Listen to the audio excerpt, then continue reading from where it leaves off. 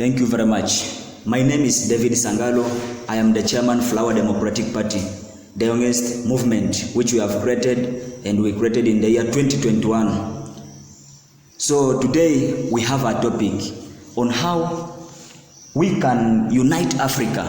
And today we are talking about, in Africa, do we have our full independence? But before we start, I have my colleagues here, watajitambulisha wenyewe. Ni miongoni wa wanachama wa F.D.P na ni pia ni vijana ambao wanajikakamua kuhakikisha kama Afrika tunaungana kwa pamoja kama watu wote wa Afrika. So tutaanzia na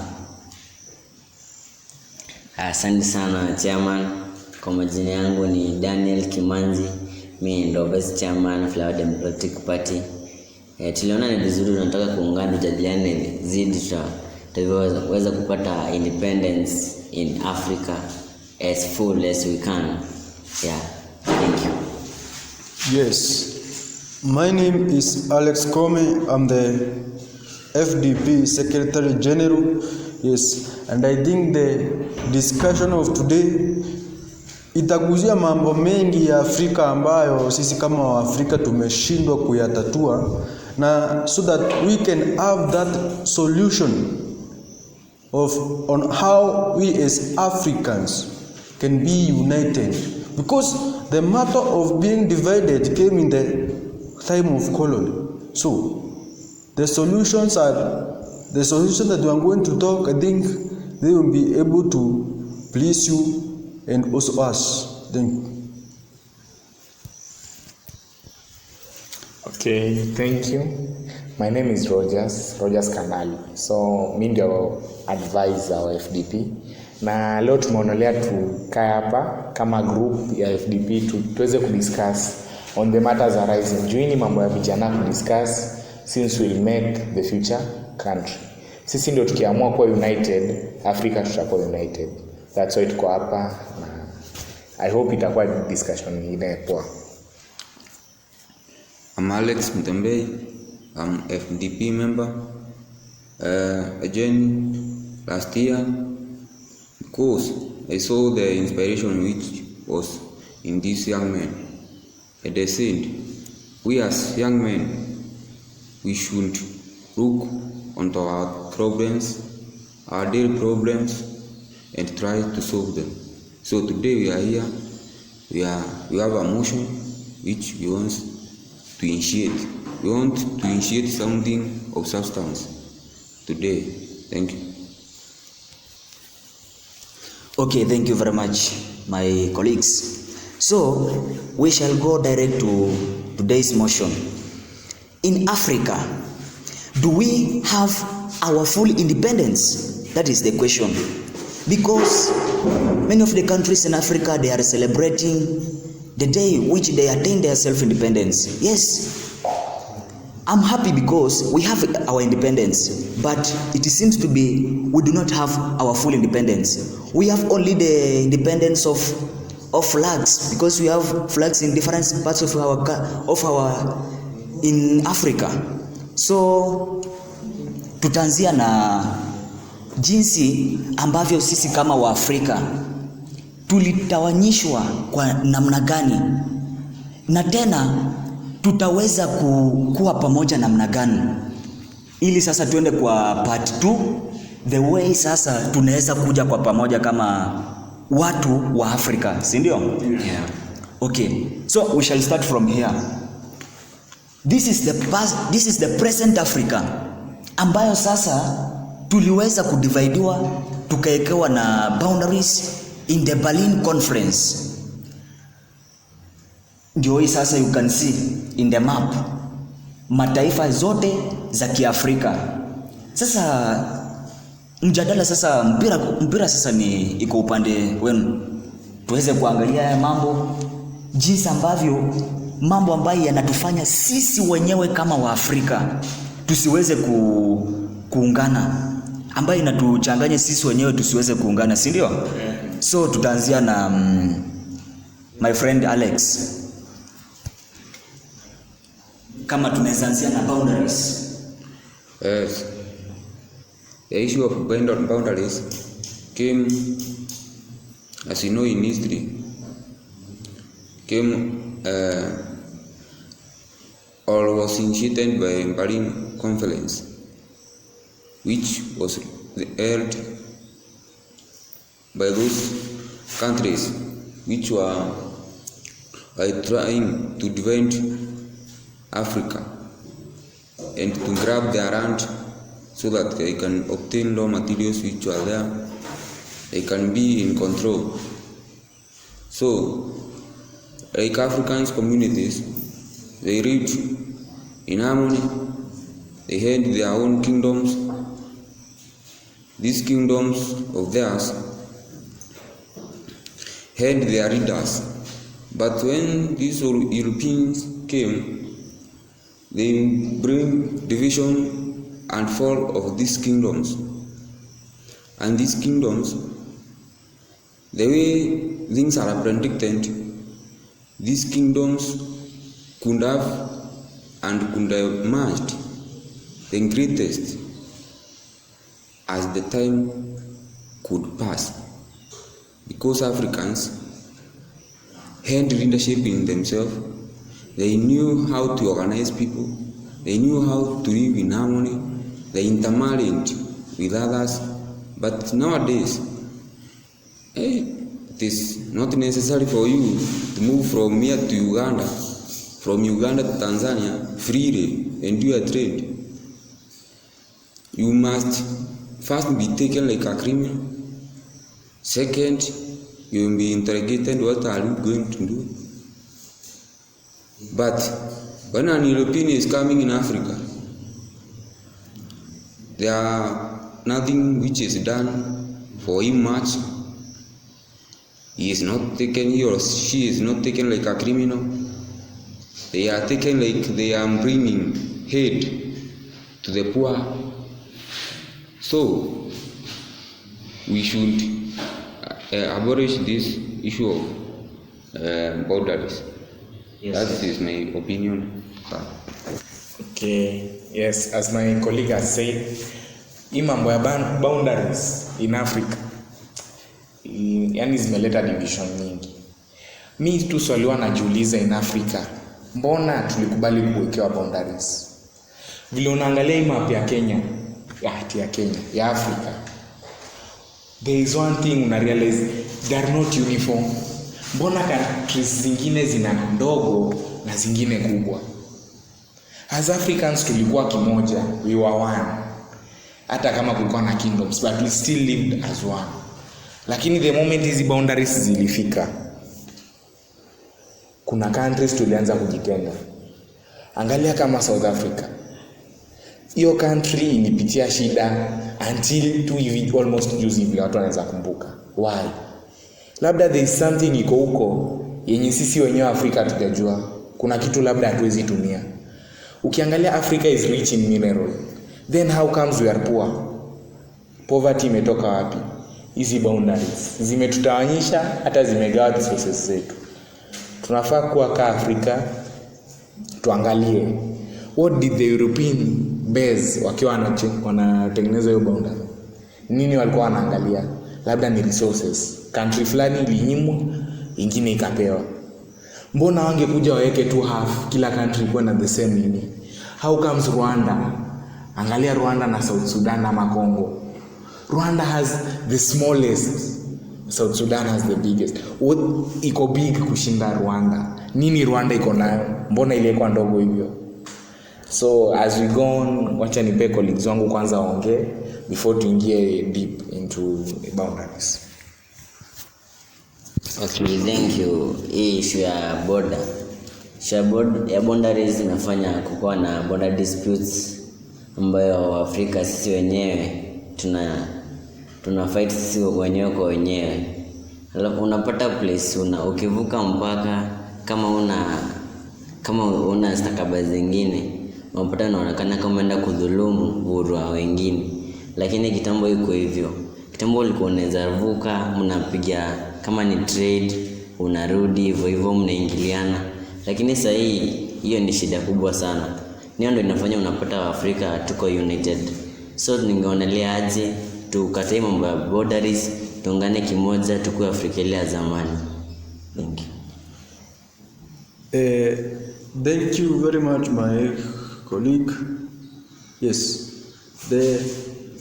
this state about, or the monster about the boundaries.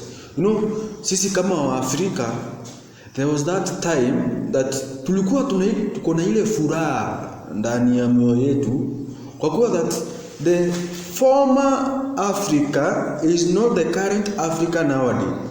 Si kweli? Yeah. That is true. As you can see, boundaries.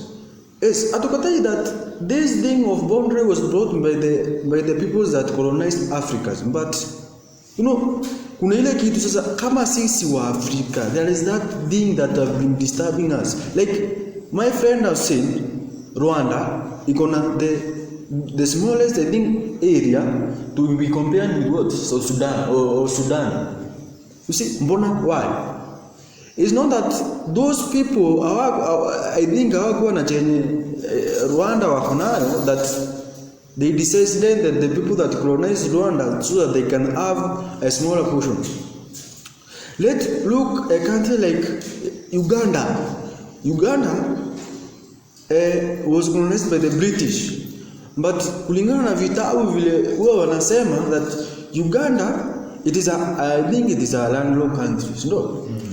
And because it is a landlocked country, there is that issue of ocean. Like the other day, we had the issue of sijui nani who should be having the lake, sijui who should be having the fishes, things like that.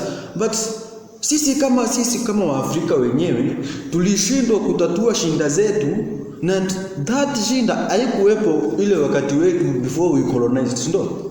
Ni kweli. Because let's look at this Lake Victoria. Lake Victoria kitambo hakukuwa na shinda yoyote. But look nowadays, Lake Victoria that is shared, I think, with 3 countries. No, after the colonization came, we can see that imeleta ugomvi kati yetu sisi kama wa Afrika. Why? Mbona sasa si kama wa Afrika? Na hiyo ugomvi, it was not there. You see? Hiyo ugomvi was not there before the colonization. Tulikuwa tunaishi kama wa Afrika kama mandugu. Nipe nikupe. But look nowadays. Mimi nikitaka kuuza bidhaa zangu, samaki, I can't go and sell my fishes or my fish in the other country simply because that I don't have that permit. See, nowadays I think there is this code that I think there is that permit that is called EAC. Without that permit card, I think you are not allowed to sell those to sell those fish in any other country. But unaweza, yes, uko na that permit, but because unaenda kuuza bidhaa zako pale Uganda na uko Kenya, you will not be allowed, and you will be in jail simply because there is that boundary. Boundary. This boundary. Look at boundary. Why?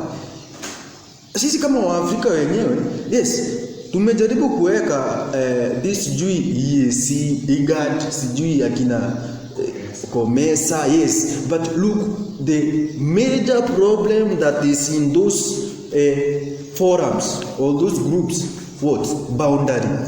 Political differences. Simply because mimi naumianga tu, I can see that my country is smaller than yours and you produce more things than my country, and that's how your idea and my idea will not vie.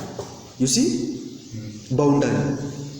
We want that our boundary that we had back then. That time that there was no any boundary. I could be selling my anything in any other country and there would be no any problem. Boundary. We want that. And this will be, if kama sisi ni nani wengine, so we will talk about this issue of boundary.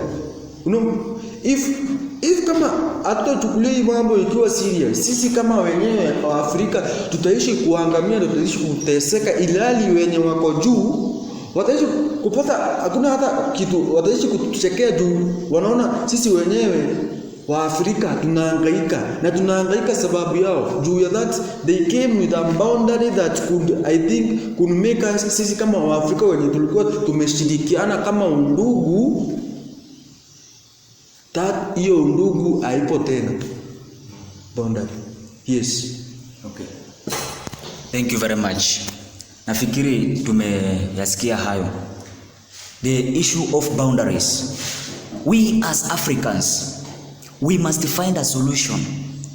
There must be a discussion between all leaders of Africa, the head of states, the governors, and all people, the traders, the business people, farmers, and everybody. This is a discussion of Africanity, not about religion. It is not about Muslim or Christian. It is a discussion which involves all Africans, whether here in our land Africa or in diaspora, isn't it? Yeah. Okay. Number two, we want to look about currency.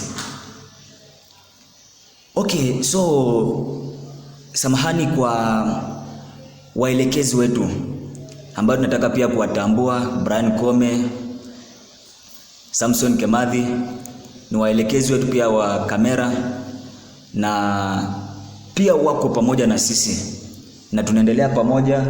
Kwa hivyo samahani, tumalizie the way the Africans are what? The way Africans are divided.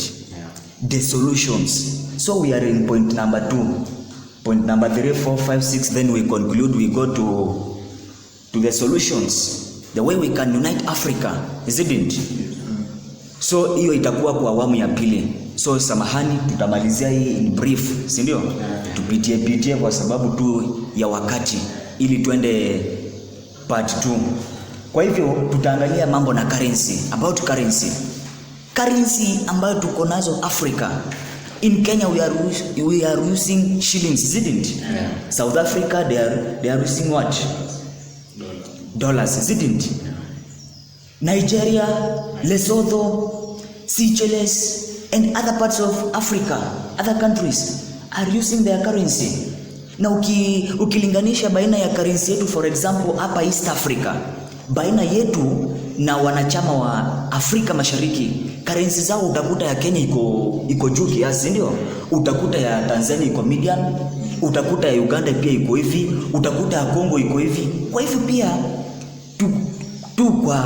kwa kiufupi tu, tafadhali tuguzie tu kwa sababu ya time, tumalizie sehemu ya kwanza, si ndio? Tuguzie hiyo currency. Ni aje tutaweza kuhakikisha hizo currency tunaileta into one currency iweze kutuunganisha kama Waafrika. Tutaanzia na nani jako na so tuanzie na Alex Mtembe. Thank you. As you know that money, it is a medium of exchange. So money can unite us in many ways, like it is used in trade. When you use it in trade, or when Africa is united and stands on one currency, our currency will have much value than today. Because when we trade with the other countries without outside Africa, we will have a high interest than before. You know, if you look on the export and import that we do here in Africa, they are not value. There is much difference because we take more from them and we remove less. So when you unite under one currency, on my view, you will unite Africa. Yeah, thank you. You have something to add? Yeah, mi ningependa kusemea pia hapo kwa currency. Ukiangalia currency tuseme kwa mfano ya Kenya. Currency ya Kenya tunaambiwa haitoshi kujenga barabara hao. Lazima tukope nje ndio tujenge kitu fulani. While ukiangalia tungekuwa kwa mfano China, unataka kuniambia kuna nchi ya China yenye China inakopa? Hapana, we should first think. Mbona currency yetu tuliambiwa it's $1 is 100 Kenya shillings. Mbona isikuwe 1:1? Mbona $1 isikuwe 1 Kenya shilling? Mbona wametufinyilia? 100 bob is a lot. Ukienda kukopa kwa 1 million, utarudisha ikiwa 100 million. Mbona you work hard for him? Kisa na maana umekopa. Hapo kwa currency pia as Africans tunafaa kui. Okay, Kimanzi, do you have something to add on? Alex? Okay, this issue of currency, sisi kama wa Afrika, pesa yenye tunatumia saa hii, kama vile chairman amesema, the party leader have said that kuna ile nguvu ya shilingi ya Kenya na shilingi zile nyingine. Na you will feel that mimi nikienda pale nchi jirani, Uganda, Tanzania ama nchi nyingine, you see that pesa yenye niko naye labda I think nataka kitu lakini itanigharimu pesa, nitoe pesa kidogo ama pesa kubwa ndio niweze kupata bidhaa yenye nataka. And I am talking to mostly those people that live in border, because there is that thing wewe huwezi kuwa nacho Kenya lakini unaweza kipata nchi jirani, and the only pesa uko nayo ni ya Kenya. So you found out that kwenda kugeuza pale kwenye border pesa nini, you found out that pia that inakuwa vigumu saa zingine juu unaweza pata pesa zenye uko nazo ni kiasi. Ukidhania ukienda kununua hiyo bidhaa kwenye nchi jirani unapata that unataka kununua hiyo kitu lakini pesa zenye kutoka nazo nchini humu Kenya unapata ni kidogo sana. So that currency, we as Africa tunapaswa kutumia one currency so that mimi nikienda nchi nyingine mimi najua mimi nitaenda na nitakuwa nanunua bidhaa yoyote na nitakuwa and I can be able to budget on my things because I know shilingi yenye natumia Kenya nikienda Nigeria ndio nitatumia. Those things they are which the European countries wanafanya, and that is the secret in their world. Sisi kama Waafrika tungekuwa kitambo sana kama tushaendelea kimaendeleo, lakini because that currency moja iko na value this country, ingine ina value another country, you found that even development in our countries they are down. Tungekuwa tumeendelea sisi kama Waafrika sana kama zile nchi zingine za juu. Okay. Yeah. Thank you very much. So, shall move to point number 3, ethnicity. I'm happy, Alex. Okay, Africa, it's being referred to as the third world country, isn't it? Africa is being referred to the dark continent. But let me tell you the truth, my colleagues and the Africans. Africa, I believe Africa, and I know the way you know, Africa is the most richest continent in the world. Isn't it? It is Africans who are poor, not Africa land. We have much minerals which we can use. So let's move in brief to point number 3 about ethnicity. Ukabila ni mojawapo ya kitu ambacho kimeweza kututenga sana kama watu wa Afrika, si ndio? So tutaanzia hapa na naibu Manzi. Ufisadi, ukabila, ethnicity. Yeah, thank you. Ukabila ni mojawapo ya tatizo ambalo linatukumba sisi kama Afrika. Ukabila unapata watu kwa kabila moja na mwingine kabila tofauti, unapata kuna wakati hamwezi elewana kwa sababu huyu wanakuwa na mambo yao, wengine wako na mambo mengine. Sasa inagharimu muda ili wakaweze, before wafanye mambo lazima itabidi wakaweze kuelewana ili wakaweze kuona mbele. Unapata hiyo it is time consuming. Sasa sisi kama Waafrika bila ukabila tunaweza enda mbali. Hii tatizo la ukabila tunafaa tulitatue kabisa, tuliondoe katika Afrika, kwa sababu hilo ni mambo ambayo tuliweza kuwekewa ili sisi Waafrika tusiweze kuona mwangaza, tusiweze kuona mbele, ili wazungu wazidi kutukandamiza, tusiweze kufaulu maishani. Mimi naaminia sisi kama Afrika, sisi we are the richest ever in the world and we can make it. So ili swala la ukabila tulitatue kabisa, tuliondoe katika Afrika na tutakuwa fiti kabisa. Okay, thank you very much, Deputy. Yes, ethnicity, ukabila. Africa, ukiangalia katika the ranking, I think it is the second largest continent in the whole world. But look, the other continent are below us and they are doing much than us, despite that we are the second largest continent in the whole universe. Look at that. Simply because ethnicity is one of the major problems that it is in Africa. Ukabila, watu wanauana. Tukirejelea the 2007-2008 crisis in our country, like for example, you see that there is that thing, ukabila, that Mkikuyu angeenda Nairobi kufanya biashara zake juu anajua obvious atapata na mtu mwingine Mkamba ama any other group, juu anajua that atauliwa simply because of this that is called ethnicity, ukabila. And there is this country in Africa that who na appreciate sana in their progress, and they are much far in terms of development, in terms of everything. And si nchi nyingine, ni nchi jirani, Tanzania. Kwa mfano Tanzania ukiangalia lugha rasmi hawana lugha nyingine, lugha rasmi ni Kiswahili. You see that Kiswahili, it is a penetration of unity in their country. Do you hear that? Yeah.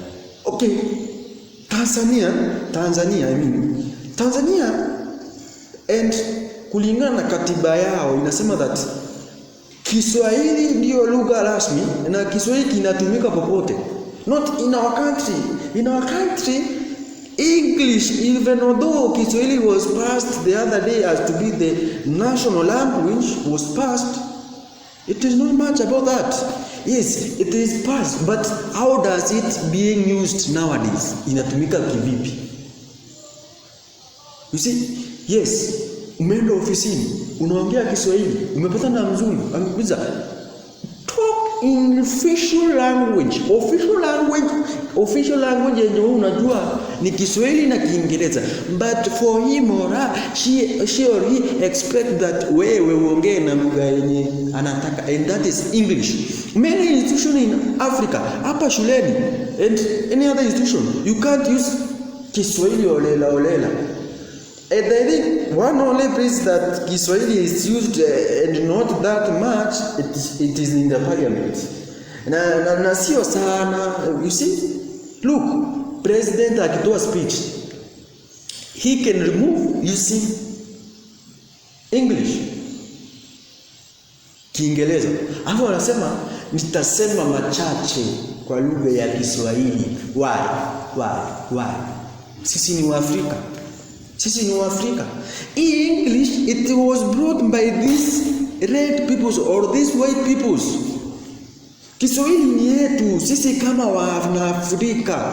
And wanajumuiya wa Afrika Mashariki walipitisha na wakasema kwamba Kiswahili kilikuwa kinatumika kwa nchi zote ili ikuwe nguzo na that penetration of unity in our countries.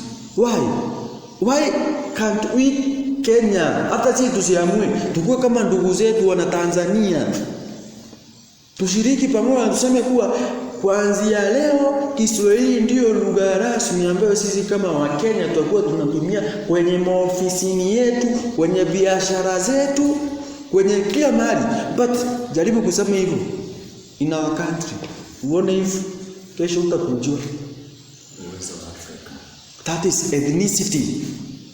English was brought by these people. They tutawala. Why? English.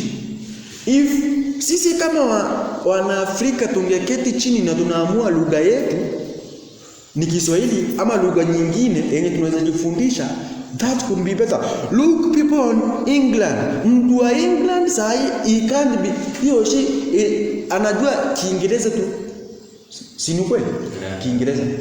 Wewe hapa unang'ang'ana kujua Kiingereza, Kiswahili lugha ya mama. Mbona tusikue kama ndugu zetu na Tanzania? Tusikue na ile lugha rasmi Kiswahili ama lugha nyingine. Uganda wameshindwa kutumia